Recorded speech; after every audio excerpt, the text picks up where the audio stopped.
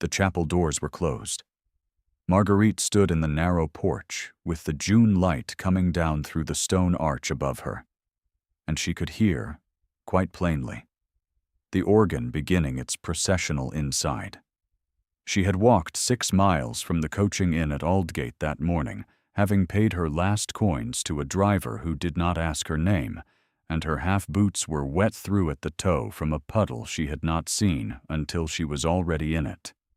She was wearing a dove-gray traveling dress, not mourning, because she was not dead. The world believed otherwise. She was about to correct it. She pressed her palm flat against the chapel door and felt the old oak vibrate gently with the organ's first full chord, and the sound of it moved through her like a cold current. There were approximately 40 people on the other side of that wood. She knew the name of the man standing at the altar. She knew the name of the woman walking toward him. She knew, too, that neither of them had been told she was coming, because she had told no one. She pushed the door open and walked inside. She had not seen Edmund Ashworth, Duke of Harwell, in nearly 8 months. To understand how she came to be standing in that doorway, wet-footed, and entirely alone, one must go back to the spring of the previous year, when Marguerite Voss became, with very little ceremony, and even less notice, a duchess. The wedding had been quiet by design, or at least by the design of Lady Aldridge, Edmund's aunt, who had managed the Ashworth name and fortunes with the same brisk competence she applied to everything she considered her personal property. A larger wedding would have required London, and London would have required an explanation. Why the Duke of Harwell, 29 years old, heir to a Northamptonshire estate of considerable acreage and a London house in Cavendish Square, was marrying a woman of no particular family, no particular fortune, and no particular position in the season's established social order. Lady Aldridge could not prevent the marriage. She had attempted to, briefly, and with the focused efficiency of someone who believed prevention was simply a matter of identifying the correct lever. Edmund had listened to her 3 separate arguments across as many evenings, and then he had gone to his solicitor and arranged the license. That was the end of the discussion, though not the end of Lady Aldridge's interest in the matter. Marguerite had understood her position clearly from the first day she arrived at Harwell Park. She was not the wife Lady Aldridge had drawn up on the imaginary list she kept somewhere behind her composed gray eyes. She was neither titled nor wealthy, and her family, while respectable, was the kind of respectable that exists in the margins of a county directory rather than at its center. She was 22 years old, and she was clever, and she had learned very early that the cleverness was best kept off her face in company that might find it inconvenient. She wore her light brown hair simply because she had not been raised to do otherwise. Her gowns were well made, but not rich, and when Lady Aldridge stood beside her at any gathering, the contrast was of the sort that was clearly intentional on one side and entirely unstudied on the other. Edmund himself was another matter. He was not warm in any direction the word usually points. He was contained, as though the architecture of his self-possession had been designed to a specification rather than grown into. And he spoke rarely and with precision, and he looked at things the way a surveyor looks at a field, taking accurate measure and revealing nothing of the conclusion. He had not looked at Marguerite that way. He had looked at her at the Rutland dinner table in February of 1814, across a conversation about Italian gardens that she had not meant to join and found herself unable to leave, and something had moved in his face that she would spend the better part of a year trying to accurately name. He had not, in the months after their quiet spring wedding, ever said that he loved her. He had said once, in the library at Harwell Park on a February evening with rain against the glass and a fire building in the grate, that she was the only person in his acquaintance who had ever told him directly that his opinion of a painting was wrong. He said it flatly, as though recording a fact. And then he had looked at her for a long moment. And whatever he was calculating, she did not think she was meant to see it. She had been content, is the word she would have used. Not dazzled. Content. The way a garden is when the weather is exactly sufficient and nothing is asking it to perform. In September of 1814, a letter arrived from Bath. Her mother, who had been unwell since the spring, was declining faster than the physician there had expected. Marguerite had arranged to travel by post-chaise, a hired conveyance from the county town, planning to be in Bath within 2 days. Edmund was occupied with parliamentary affairs in London. She told Nan Price, her lady's maid, who had come with her from her family home and who was the kind of person one simply told things to, because Nan absorbed information like good cloth absorbs dye, permanently and without protest. The road near Bristol was in poor condition after a week of autumn rain. The post-chaise went into a ditch 6 miles from the crossroads at Keynsham, and Marguerite struck her head against the interior paneling, and the driver was thrown from the box, and the hired outrider had ridden ahead and was not there to help. A farm laborer found the wreckage at dusk and carried her to the nearest household that could manage an injury, which was the house of a country physician named Colfax, 6 miles from the accident site, who practiced on the rural poor along the Avon Valley, and who had, it emerged, a daughter of 12 years old who had been deaf since infancy. She had been there 3 weeks before she was well enough to understand properly where she was. The wound to her head had produced a fever, and then a long blankness that was not sleep, but was not quite waking either. And by the time she was sitting up and asking for paper to write letters, more than a month had passed. The letters she sent did not arrive. The physician's house was remote, and the first 2 were carried by a local boy, who, it emerged, had left them at the wrong inn entirely. The 3rd reached Nan Price in late October, but Nan was by then no longer at Harwell Park. Nan had been dismissed. She learned this later, in fragments, as the winter settled in around the physician's house, and the Bristol road became impassable in any case. Lady Aldridge had managed the aftermath of the accident with her usual efficient authority. A report had reached Harwell Park of an overturned chaise and a woman unaccounted for. Lady Aldridge had dispatched an inquiry, and the inquiry had returned a death certificate dated November 1814, signed by a provincial registrar whose name the physician Colfax did not recognize when Marguerite described it to him months later.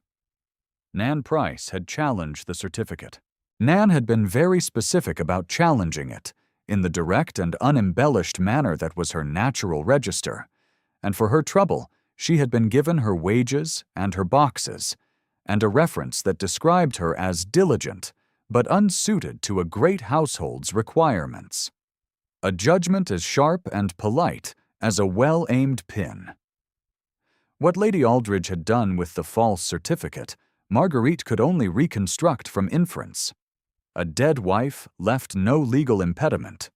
A duke of 30, with an estate and no heir, required a wife, and Lady Aldridge had always maintained a list.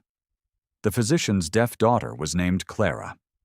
She was 12 years old, and she was possessed of a precise, observant intelligence that her silence had sharpened rather than blunted, and she had been attempting, with intermittent success, to learn to read lips from a drawing her father had found in a book of medical illustrations that had not been designed for the purpose. Marguerite had watched her try for a week before she sat down at the table across from her and began, systematically, to teach her what she knew. It was not so very much, but it was more than the drawing offered. She stayed at the physician's house through December and January and February, working with Clara each day until the child could follow a full spoken sentence from across the room and answer in the clear, slightly flattened speech of someone who has learned the shape of words by watching them made. She stayed until she was certain Clara had a method, and then, As March came and the road was passable again, she understood that she had run out of reasons. There was a London Gazette among a stack of papers at the physician's house, a copy from the end of April, crumpled at one corner as though it had been used to stop a draft. A friend of the physician's had left it on his last visit, having no further use for it. Marguerite found it by chance on an evening in late May when she was looking for something else entirely. The announcement was 3 lines, formal and brief. The Duke of Harwell, it stated, was pleased to announce his forthcoming marriage to Lady Cecily Drain, daughter of the Earl of Merton, the ceremony to be held at St. Clement's Chapel, Aldgate, on the 14th of June, 1815. She read it twice. She set it down on the table beside the candle. The candle was the only light in the room, and it made her shadow very large against the wall behind her. She had 5 days. She found Nan Price at a lodging house in Southwark. Because Nan had written her address on a piece of paper and tucked it inside the lining of Marguerite's small traveling case the day of the accident, having what she described later as a feeling. And Nan's feelings had always been reliable. When Marguerite knocked at the lodging house door, Nan opened it, looked at her for the space of 2 full seconds, and then pulled her inside with both hands as though the street itself might rescind her. They talked through the night. Nan had kept the original parish marriage record, the one signed by the vicar at the small church where Edmund and Marguerite had married in April of 1814.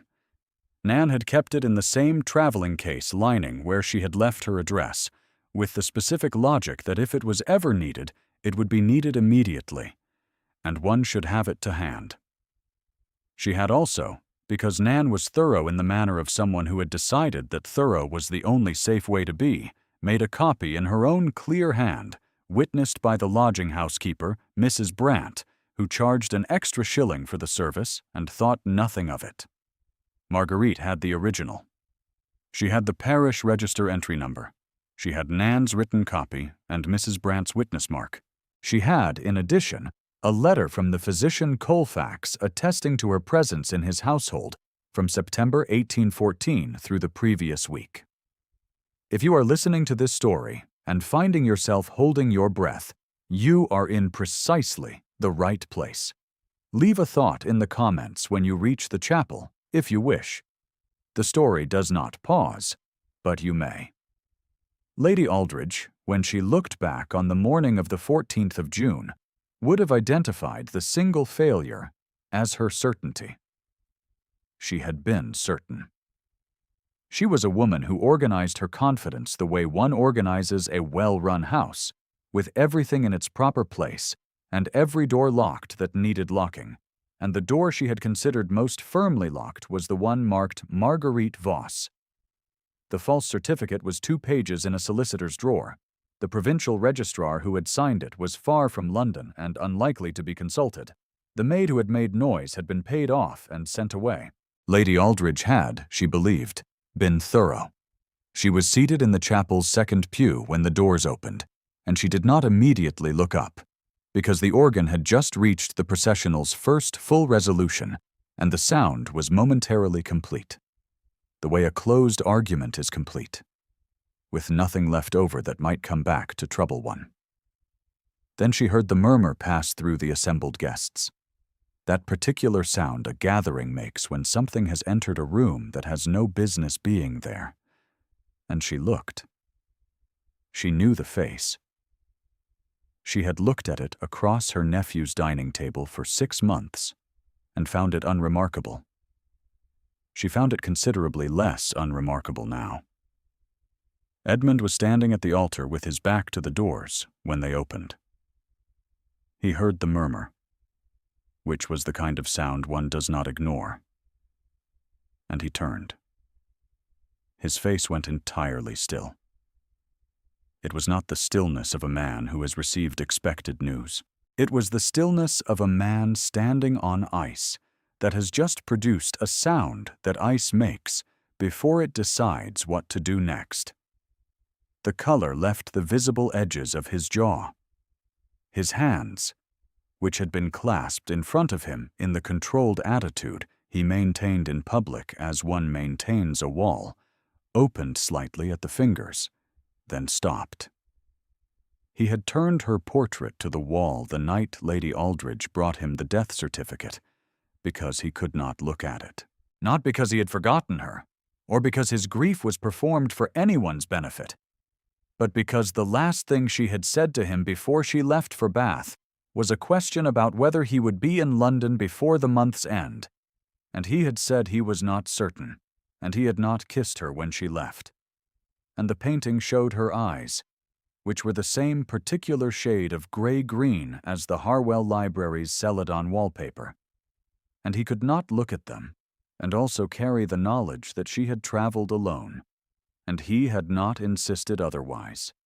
That was the weight he had carried through 5 months of winter. He had not wanted the engagement to Lady Cecily Drane. He had agreed to it in March, in the particular way a man agrees to a thing when he has run out of the internal authority that makes refusal possible. And Lady Aldridge had presented her case in the hour before dinner over 3 evenings in a row, each evening with a slightly different arrangement of reasons, all of them sound, all of them landing on the same conclusion. The Duke required an heir. The Ashworth line required continuity. Lady Cecily was the appropriate choice by every measure the season maintained, and her father, the Earl of Merton, had indicated his willingness to discuss settlements. Lady Aldridge had not said aloud that Marguerite was gone and ought to be got over, because she was too careful for that. She had simply built a structure of practical arguments that left no room for grief inside it, and Edmund had walked into the structure and allowed the walls to close. He had not kissed Lady Cecily. He had taken her hand at a dinner in April and felt the particular texture of nothing that existed between them, and said nothing about it to anyone.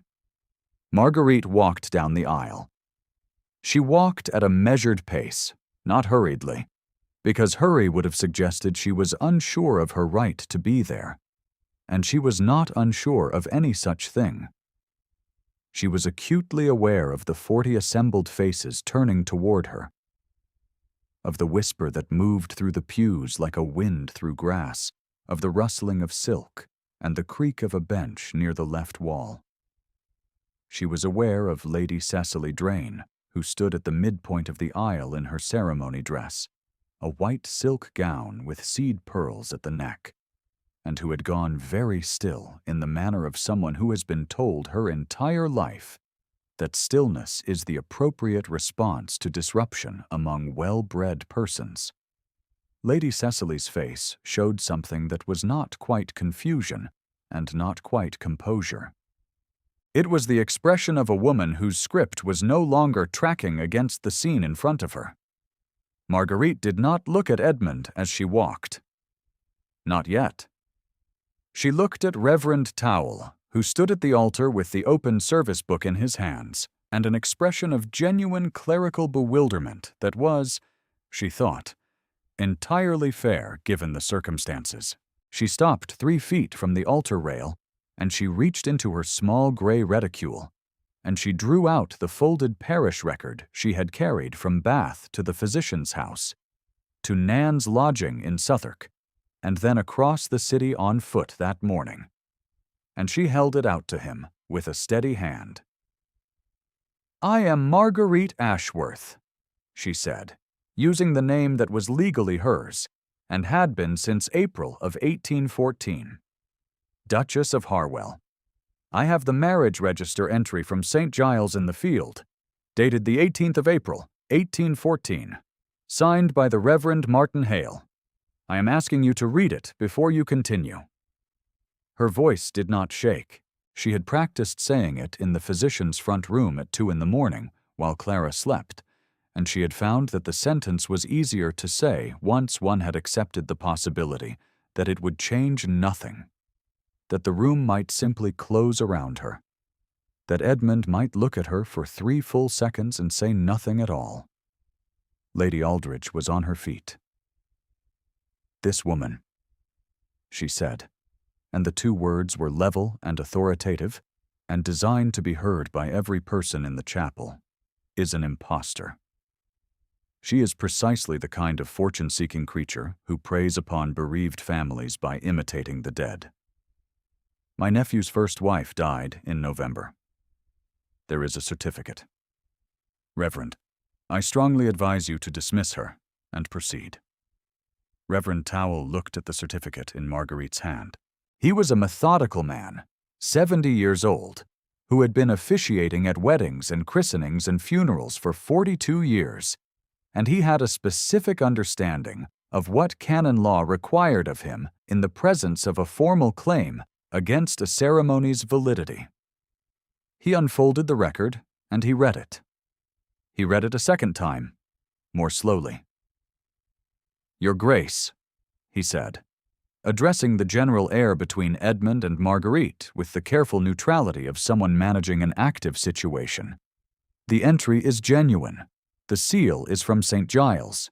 The name is Edmund Arthur Ashworth, Duke of Harwell, and the name opposite is Marguerite Elise Voss. The date is the 18th of April, 1814. The woman is dead, Lady Aldridge said, and her voice was still level, but there was something at its edges now, something that had not been there a moment before. Nan Price walked through the chapel doors. She had been waiting outside because Marguerite had asked her to wait until she heard her own voice inside, and Nan had agreed with the expression of someone who finds an instruction puzzling but is willing to trust the reasoning behind it.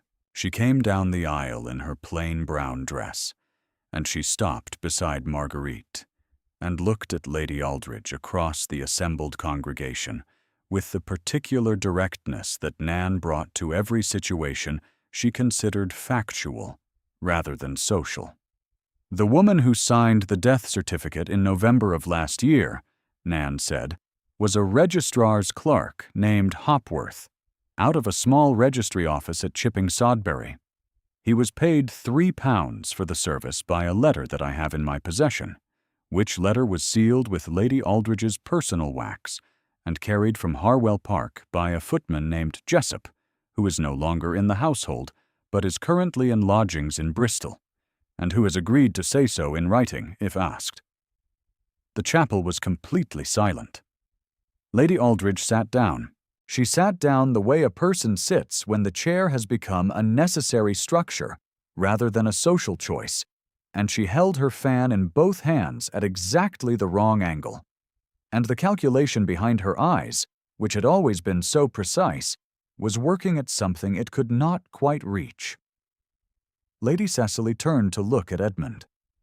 She was a composed woman by nature and by training, and she looked at him for a long moment with the expression of someone assessing a situation rather than feeling it.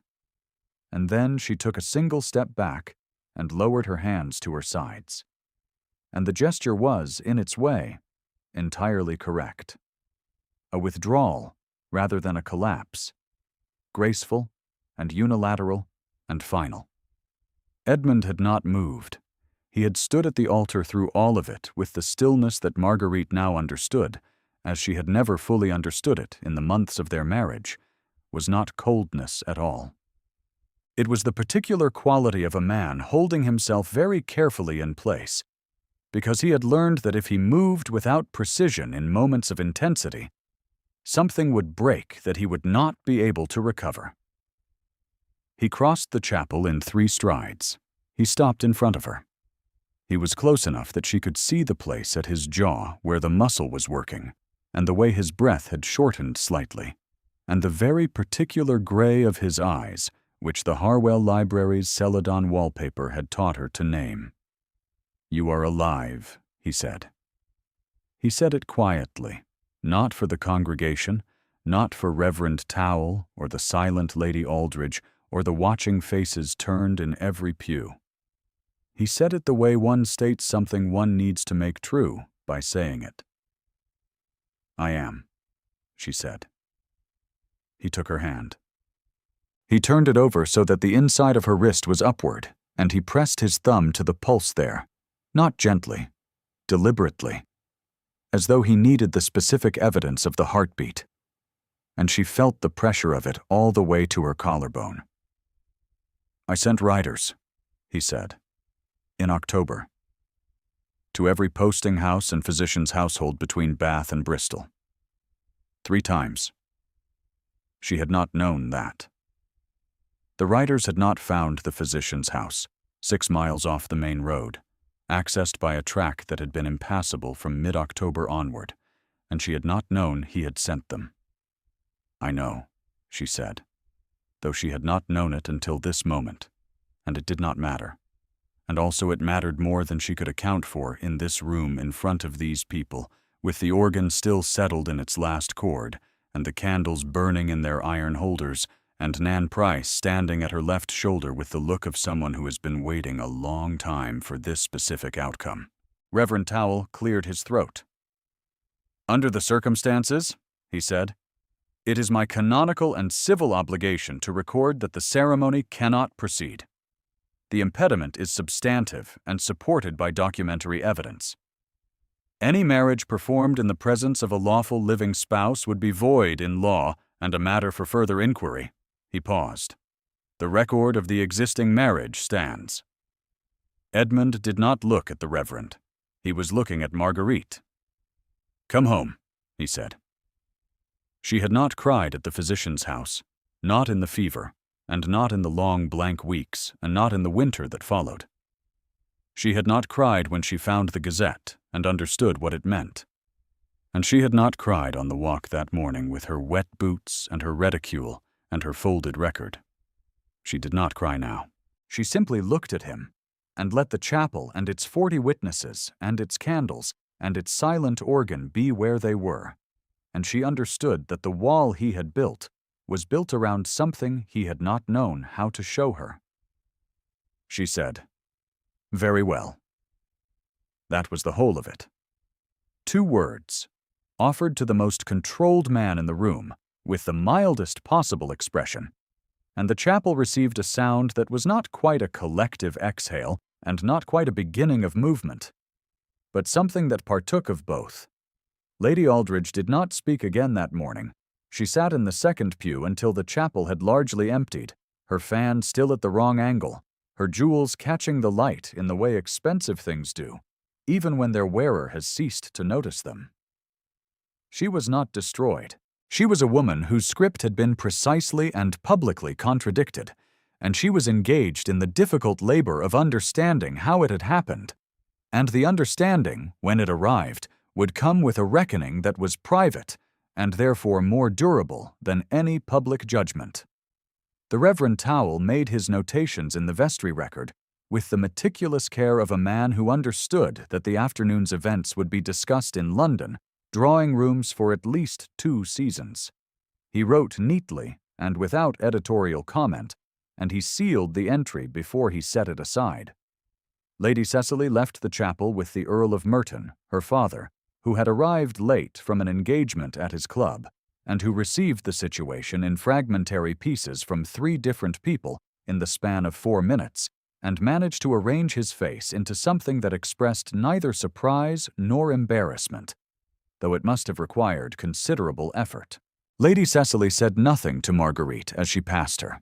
She looked at her once, the look of someone cataloguing a fact, and then she was through the door, and the light from outside fell briefly across the stone floor, and was gone. The chapel emptied in the particular way that gatherings empty when the occasion has been definitively replaced by something else. Quickly, and with an undercurrent of restrained excitement that would find its full expression later, in other rooms, over tea and letters. Nan Price was the last to leave, after helping Marguerite with the pins on her traveling dress, which had come slightly loose at the collar during the walk from Aldgate. She did this in the chapel's small anteroom, with the same practical focus she had brought to every task in Marguerite's service for 4 years. And when she was done, she straightened the collar and stepped back and looked at her. "You ought to eat something," Nan said. "I am aware," Marguerite said. "I thought so," Nan said, Edmund had given orders to the carriage that had brought Lady Aldridge, instructing the driver to take his aunt home, and he stood now in the empty chapel with Marguerite and Nan and Reverend Towle, and said nothing for a moment, looking at Marguerite with the surveyor's steadiness she had once found impenetrable, and now found simply exact. The carriage back to Harwell Park took 3 hours. They did not speak at great length, and what they said was mostly the practical accounting that had to precede any other kind: the physician's house, the blocked road, the 3 letters that had gone to the wrong inn, the riders Edmund had sent in October and November.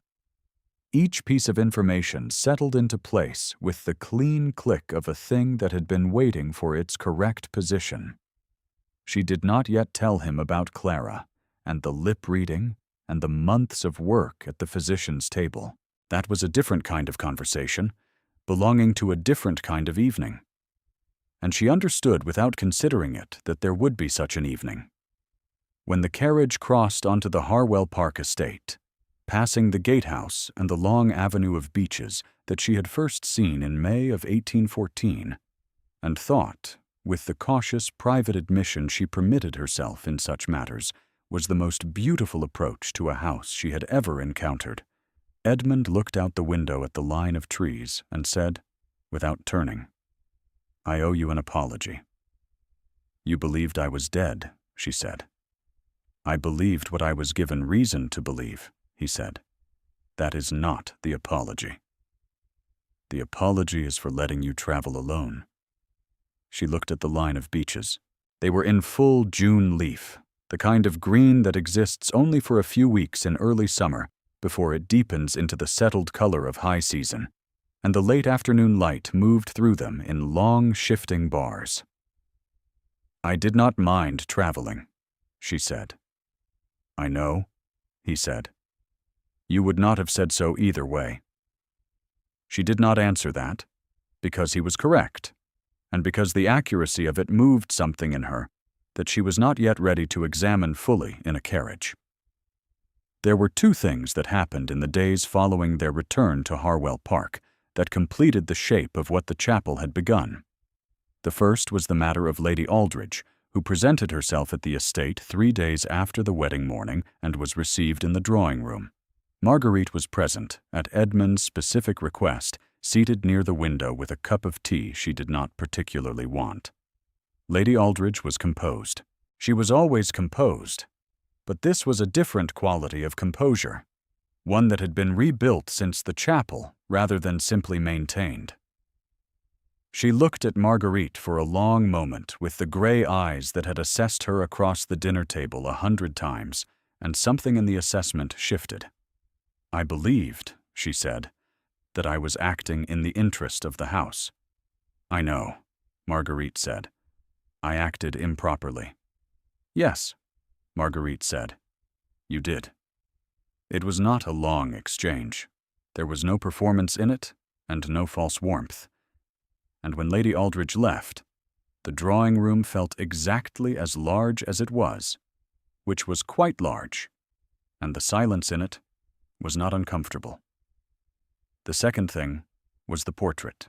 It hung in Edmund's study, a room she had been inside only a handful of times during their first months of marriage, because it was understood to be his working space, and she had respected that boundary with the same instinct that had kept her intelligence off her face in company that might find it inconvenient.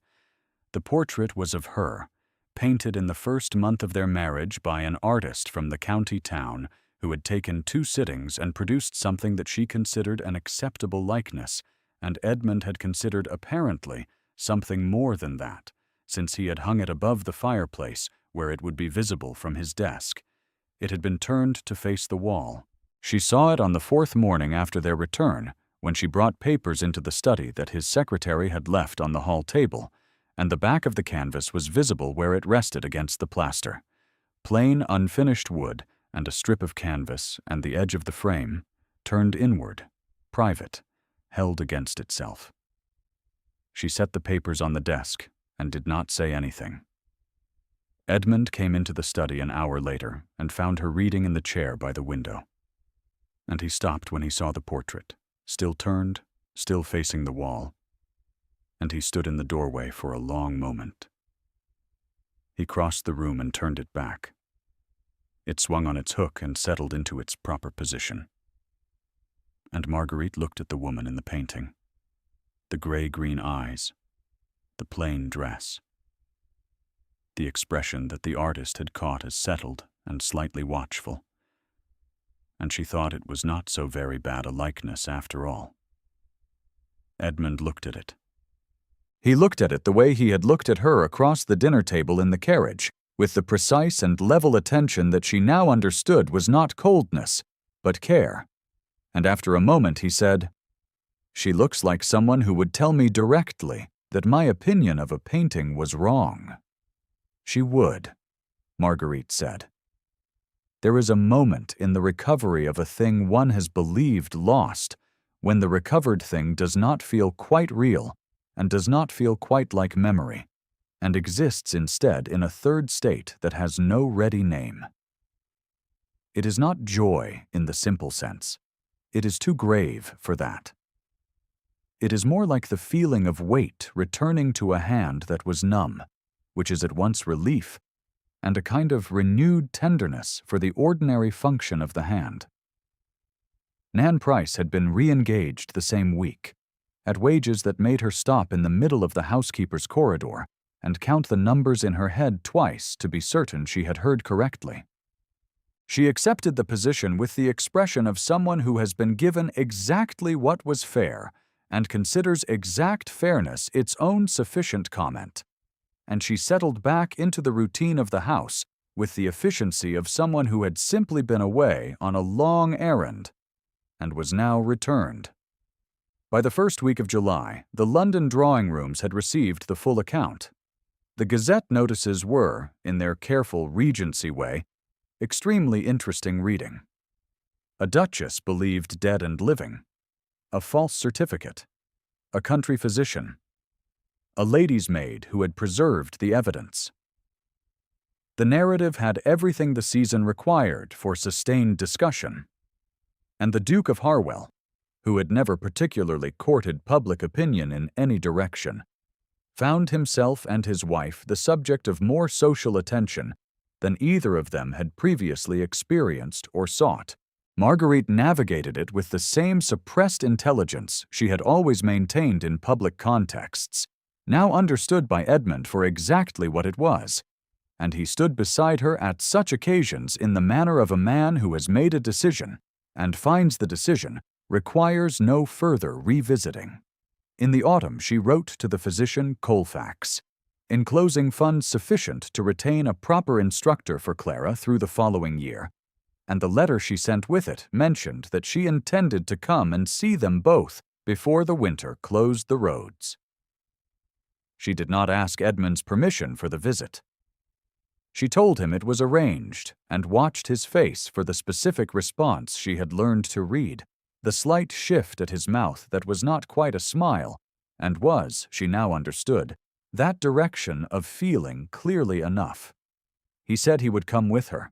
The evenings that autumn had the quality of things that have been given back rather than simply continued, and the study was most often where they both ended up after dinner, because it was the room with the best fire and the portrait above the fireplace and the two chairs that faced the grate at exactly the right angle for two people to read separately or talk without performing the activity for each other.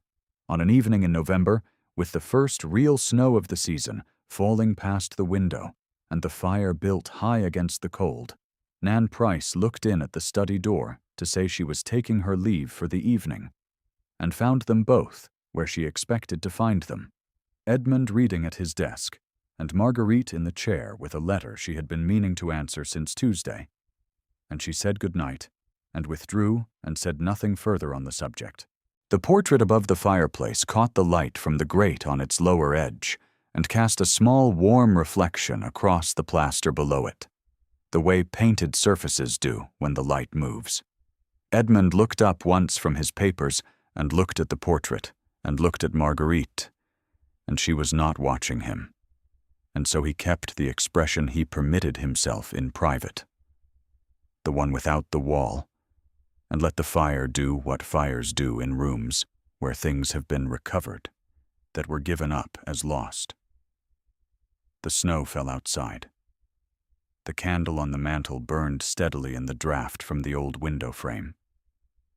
The portrait stayed where it had been returned. It was exactly sufficient. If Marguerite's journey moved you, leave a word in the comments.